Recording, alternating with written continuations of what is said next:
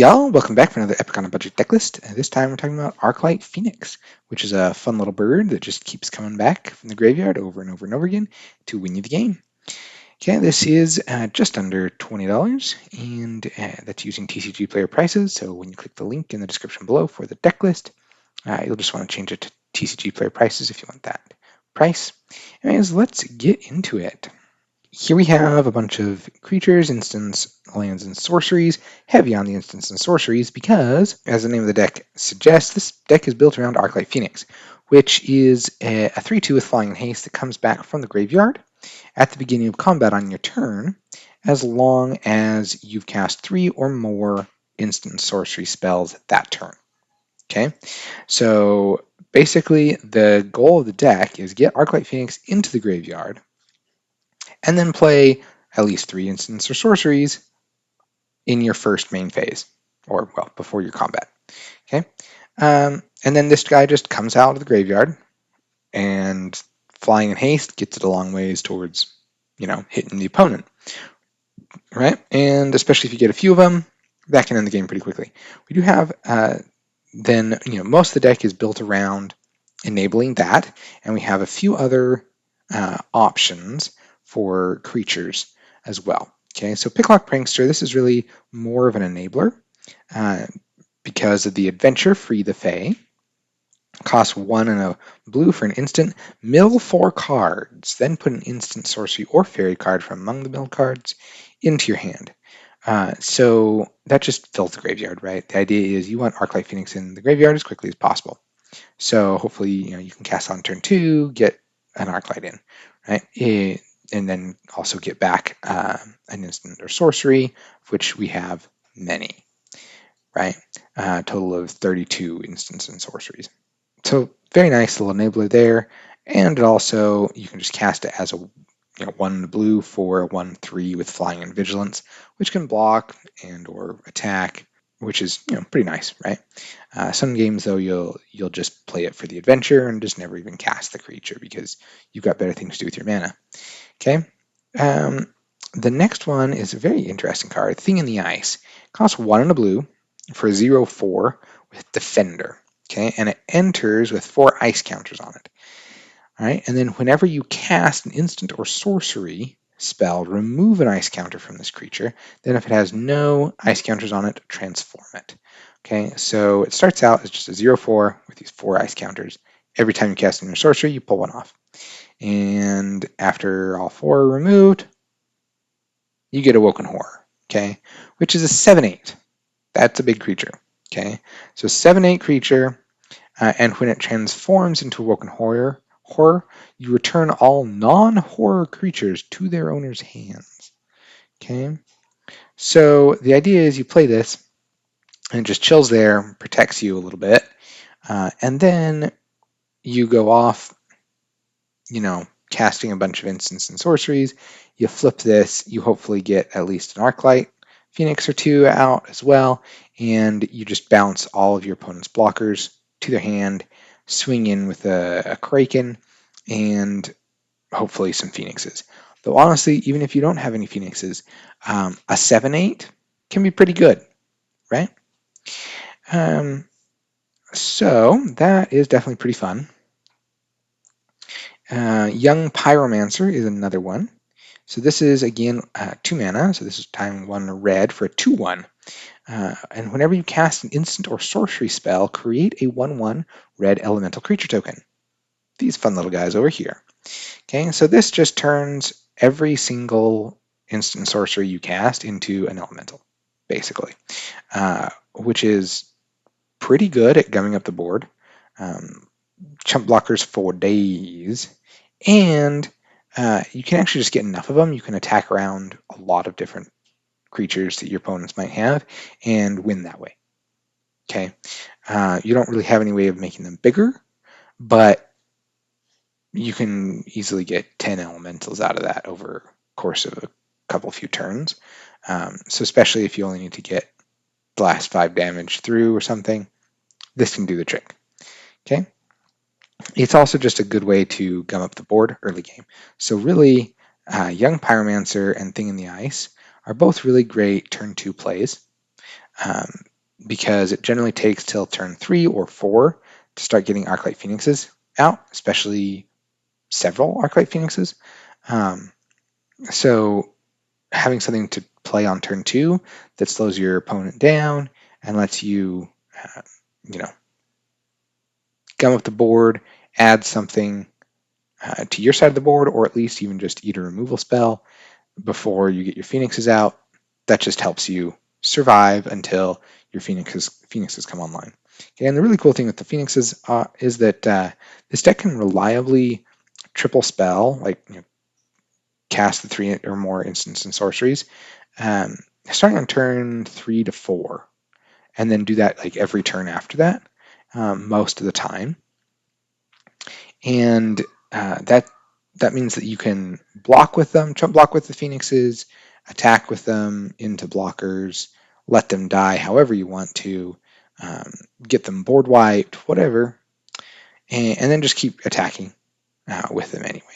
Right, so it's very resilient and works really pretty well. So let's get into the instants and sorceries. Okay, we've got one of the best ones, Consider. Okay, single blue mana. You look at the top card of your library, you can put that card into your graveyard. So that's, if you're familiar with Surveil, that's Surveil 1. Okay, and then you draw a card. So the nice thing is, you look at the top card. If it's not what you need, you just put it into the graveyard, because we like to fill our graveyard. We'll get to why in a second, but we like anything to be in our graveyard, just about. Okay, especially Arclight Phoenixes. So if you find an Arclight Phoenix, you definitely put that in to the graveyard. But honestly, if it's just anything you don't need right then, put it in the graveyard, right? And then you draw cards. So it replaces itself, which is nice because we don't want to run out of cards. Okay. So we have Galvanic Iteration, which is a blue and a red for an instant that says when you next cast an instant or sorcery spell this turn, copy that spell. You may choose new targets for the copy. It has flashback for 1 blue and a red. So you can cast it from your graveyard for an extra generic mana, and you exile it if you do that. Okay, so that's kind of nice because you get double value out of some of your more important spells, which is kind of nice. You don't need it all the time though, so that's why you only have 2. Also, feel free to mill it because you can just cast it from your graveyard, right? Lightning Axe. This one is a fun little removal spell. Lightning Axe is kind of a bad removal spell in a lot of decks, but in our decks, it's actually one of our enablers. Okay, so it costs a single red, and as an additional cost to cast this spell, discard a card or pay 5 mana. So obviously, you're not really interested in paying 6 mana for it very often. It might come up every once in a while, but generally speaking, you're actually just going to discard a card. Okay, and the really nice thing is this lets you discard Arclight Phoenixes that you happen to have drawn. You can also discard random other cards you're not needing, which totally comes up, and you have enough card draw that that's not a big problem, really, in this deck. But it's very nice to be able to discard Arclight Phoenixes when you draw them. Okay, and Lightning Axe deals 5 damage to target creature. So that deals with, honestly, most creatures. Like, most creatures die to Lightning Axe. And it's an instant, so that's very convenient. So it's a great card. Definitely helps you in your early game. Get rid of annoying creatures. Also helps you, push damage through. Say your opponent plays a nice big flying blocker, you can just Lightning Axe it and take care of it that way, right? Opt is the next one. Opt is single blue for scry 1 and then draw a card. So scry 1, you just look at the top card and you can put it on the bottom of your library or the top and then draw a card. So it replaces itself, kind of like Consider. It's not quite as good as Consider because you don't get to put the card that you look at in the graveyard. Okay, you only get to put it back on top or on the bottom. And if, for example, you look at an Arclight Phoenix, you probably have to just put it back on top and then draw it because you don't want it on the bottom of your library because then you're not going to see it again. Okay, so not quite as optimal as, no pun intended, optimal. Anyways, as Consider, but still very good. And like I said, it also replaces itself, so that's very important. you just need to cast lots and lots of instants and sorceries. Okay, next up we have Spikefield Hazard. This one's a fun one. It's just a one of, because you don't need tons of them, but you have some things that will give you, like let you look at the top cards of your library or mill the top cards of your library and give you an instant or sorcery. And this one is instant, but it's a land on the back. Okay, now it does enter tapped, but it's a land that taps for red. Okay, and it's instant on the front, which is very nice because then you can get it with one of these things that lets you choose an instant or sorcery and put it in your hand. Now you're not hurting for land very often, but it occasionally comes up. So that's why it's a one of. You also don't always need 20 lands, so you can decrease the land count a little bit this way, which is convenient, right? And it's a single mana instance that plays right into your, all your different plans. Okay. Also, this lets you, take care of a 6 toughness creature with this and a lightning axe or something like that. So it can be very nice. Also, tiny little creatures you can just deal with this instead of wasting a 5 damage spell on a 1/1, right? It also has the benefit of, this deals 1 damage to any target. If a permanent dealt damage this way would die this turn, exile it instead. So that's kind of nice because occasionally there are creatures that will come back from the graveyard. Yes, other people play decks with similar mechanics, right? Shocker. So you can actually just get it exiled instead. So you can deal damage with this, either killing it with this or deal damage with this and then kill it with something else, and then get it exiled that way. So that's convenient. Okay. Works on planeswalkers as well to exile them. Okay, next up we have lands. We've got 5 islands, 5 mountains. We really, really want our lands to come into play untapped. Okay, and we have a very nice selection of red and blue spells, and some ways to filter our hand and our draws. So we can use some basics, and they really help not have your lands come into play tapped. Okay, so Siobhan Reef. This one is a nice land because it always comes to play untapped. It does tap for colorless though, unless you basically pay a life. It deals 1 damage to you if you tap it for blue or red. However, it does work very nicely, and it's totally worth paying some life to it.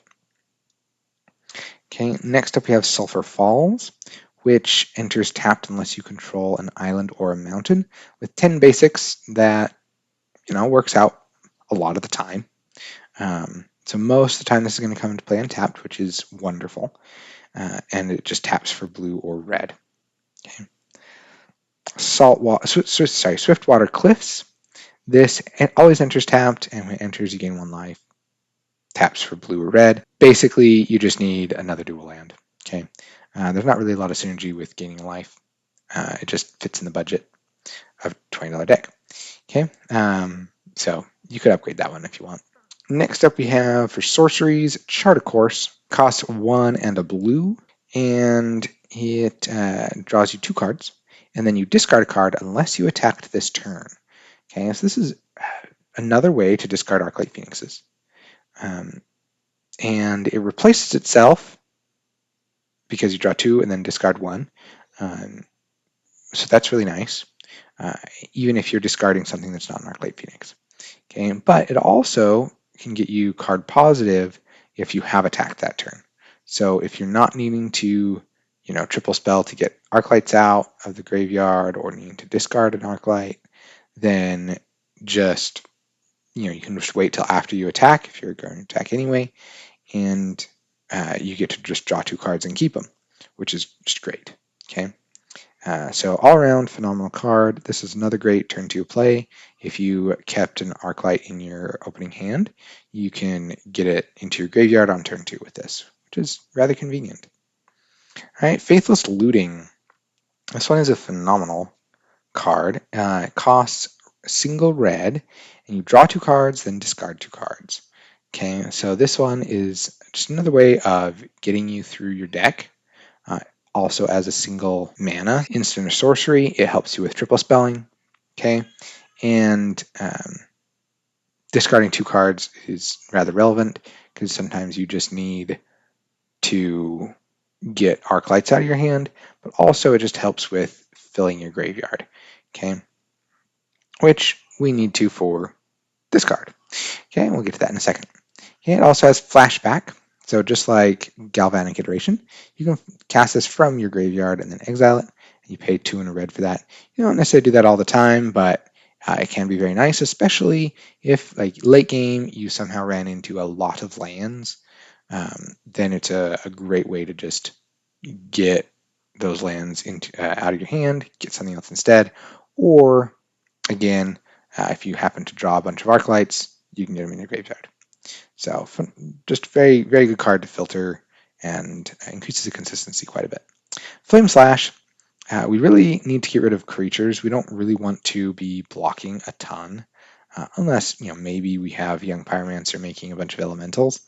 But we'd really rather just be attacking with Arclights all day long, winning the game, right? So having really solid creature removal spells, it helps out with that. So Flame Slash offers some nice redundancy there. This is a sorcery that deals 4 damage to target creature. And it just costs a single red, no additional cost, no nothing, just 4 damage to target creature. So really, really solid removal spell, takes care of most creatures, really. Okay, next up we have Pieces of the Puzzle. This is just an incredible spell for this deck. It costs 2 in the blue, and you reveal the top 5 cards of your library. And then you can put up to 2 instant and or sorcery cards from among them into your hand, and the rest into your graveyard. Okay, so every part of this card is just great for us. Okay, because we want instants and sorceries, and we want stuff in our graveyard. Okay, so definitely all your Arclights that you reveal just go straight into your graveyard, which is phenomenal. And then it just restocks your hand with instants and sorceries, which is what you need, right? And this is one of the reasons why you have Spikefield Hazards, so that you can get a land if that is necessary. And really, this is a great turn 3 play, or later in the game as well. But this really is a phenomenal turn 3 play after Thing in the Eye, so Young Pyromancer. Okay, because it will set you up very nicely to hopefully get Arclights in the graveyard and enough instants and sorceries in your hand to be able to triple spell on turn 3. On turn 4, even if you weren't able to on turn 3. Okay, so one very nice little play is turn 1, do something. Hopefully, turn 2, play Thing in the Ice. It enters with 4 ice counters. On turn 3, you take 1 off by casting Pieces of the Puzzle, and then on your 4th turn, you cast 3 instants or sorceries and remove the remaining ice counters from Thing in the Ice. It transforms into Awoken Horror, bounces all your opponent's creatures, and then at the beginning of combat, all of your Arclights come out, and so you can swing with Awoken Horror and any Arclights without any blockers getting in your way. And even with just 1 Arclight, that's 10 damage, right? Because Awoken Horror is a 7 power, Arclight is a 3, so that gets your opponent down pretty quickly. Okay, and that works out rather nicely, honestly, quite often. Right. Same kind of thing works with Young Pyromancer, with just making chump blockers, and you can get the job done that way too. Okay, so Piece of the Puzzle, phenomenal card. Okay, the other reason we need to fill our library, okay, really the big payoff for filling our library beyond Arclight Phoenixes is Treasure Cruise. Okay, this card is just crazy good because basically it's a single mana to draw 3 cards. Okay, because it has Delve, so it technically costs 7 and a blue, but you can exile cards in your graveyard to pay for the generic mana, okay, any amount of the generic mana. All right, so as long as you can exile 7 cards in your library, it costs only a single blue. One nice thing, obviously, is that you can, say, exile 6 cards and just pay 1 in a blue. Not bad. Drawing 3 cards like that's pretty decent as well. But this is one of the ways that you can actually keep up the flow of cards so effectively in this deck. And this is probably one of the nicest things to copy with Galvanic Iteration, though removal spells, pieces of the puzzle, Faithful Suitings, those are all good things to copy as well. Treasure Cruise just, drawing 6 cards is pretty good, right? So yeah, that's basically it. You just cast stuff, fill up your graveyard, cast more stuff, get all your Phoenixes out, and win. That's kind of how this works. So let's go see how it plays out in the playtester. Alrighty. So we will mulligan this because we only have 2 spells. Here we've got Thing in the Ice and then some ways to dig. So let's keep this. Alright, we'll start out with a Siobhan Reef, just to get both colors. Okay, turn 2. Let's play an island. Play Thing in the Ice. Enters with 4 ice counters, and we'll pass turn. All right, we will tap an island for a consider. So we'll look at that, put it in the graveyard, draw a card. Okay, then we'll play Mountain, and we'll play Chart a Course. Okay, to do that, we will have to take a damage from Siobhan Reef. All right, so now we'll draw 2, and we can discard a card because we did not attack this turn. So each of those took an ice counter off. Okay, so now next turn, I can play Mountain, but if we do want to remove something our opponent has, which is likely, it's turn 4, right? We need to do that now. So we can Flame Slash something opponent has. That will take a counter off. Okay, and then we will cast Picklock Pranksters, Adventure, Free the Fae, mill 4 cards, and then put an instant or sorcery from among them into your hand. We'll take Faithful Saluting and bin the rest. Okay, now that does take the last counter off, and so this thing flips into Oaken Horror and likely bounces all our opponent's creatures, unless they're playing horrors, right? Because it bounces all non-horror creatures. So now we've got a 7/8, and that's pretty nice. Let's see though if we can get more. So we're going to play Faithful Saluting after playing a Mountain, and draw 2 cards. Okay, so we did not get an Arclight Phoenix yet. So we will just put, let's see, Galvanic Iteration could be useful next turn. So we're going to bin that and that. Okay. Yep. And then swing with a 7/8, right? It's now down to 13. Okay, so now, Sulphur Falls, our favorite land if we have either of our basics out. Well, we don't actually want to play it yet because we are going to be using Faithful Looting, and so keeping stuff in hand is actually good.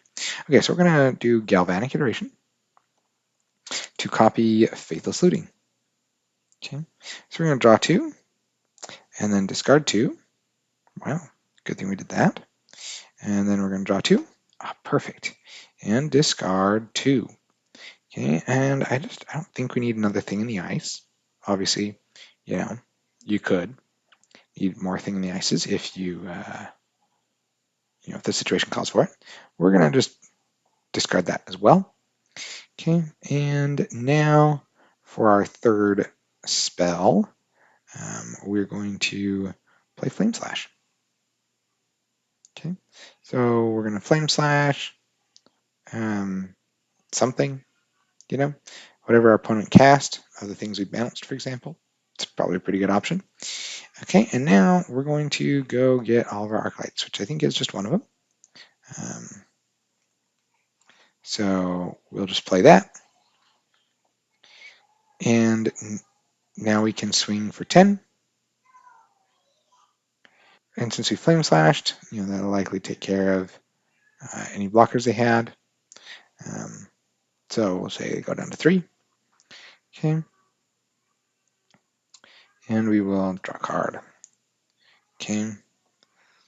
All right, I kept Sulphur Falls in my hand just so that I could flashback Faithless Looting from the graveyard and have more to discard. Okay. If I didn't like whatever I drew. Okay, so what we're going to do here is we're going to flashback Galvanic Iteration and copy our Treasure Cruise. Okay. So we'll just tap 3. Let's see. How do we want to tap our mana? So we'll play Sulphur Falls. Make things easier. Let's see. We'll just tap all of our basics. There we go. That'll give us the most options. Tap our basics, and we will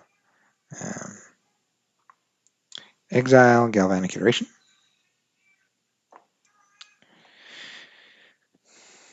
To cast it for its flashback cost, now we need to exile 7 cards and pay.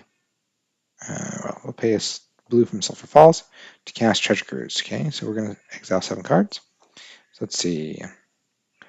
1, 2, 3, 4, 5, 6, 7. All right. And play Treasure Cruise. Okay, so now I'll draw 6 cards. 1, 2, 3, 4, 5, 6. Perfect. And then we do have an Arclight and another Treasure Cruise. We have several cards in our library still. So we could potentially just cast another Treasure Cruise this turn. That would totally work. Though, if we already have our Arclight out, we're not going to get Arclights out in this turn, probably, unless this thing went to the graveyard from being blocked or killed or something, right? But we could do that. So we'll just exile some more stuff. We'll exile a Treasure Cruise. 1, 2, 3, 4, 5, 6, 7. Okay. And we'll play a Treasure Cruise. Draw 3 cards. All right, so we got 2 Arclights, which is, that works. That's basically it for this turn. So, hopefully we just win, right? But if we're getting chump blocked with the Woken Horror, for example, we might not actually have the win yet. In which case, just discard to hand size, discard an Arclight hand size, and then you can cast your Faithless Lootings from the graveyard to filter all these lands away, draw more things, discard your Arclight Phoenixes, and pull them back next turn. Okay? So that would work pretty well. Get the job done. And yeah, that's basically how this deck works. Sometimes it goes a little faster, sometimes it goes a little slower, but it generally has enough removal and just recurring creatures to get the job done pretty effectively. So it's also just a ton of fun to play. Anyways, I hope you enjoy it. If you build it, please let me know. And let me know how it goes. And definitely subscribe so you can see other videos. It also helps YouTube and me know that the content's being enjoyed. So yeah, please subscribe, and I'll see you next time. Have a good one. Ciao.